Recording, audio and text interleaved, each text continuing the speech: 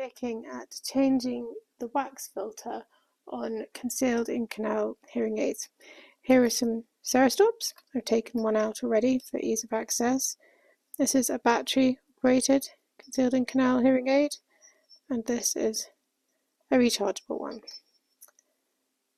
The wax filter is situated on the bottom, and the general system is a stop stick where you use one end to gently place it in the hole in the end of the wax filter, remove the wax filter like so, turn your stop around, which has got the clean wax filter, the new one, on the other end.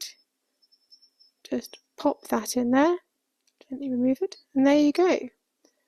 Good to go until it next needs doing. Thank you.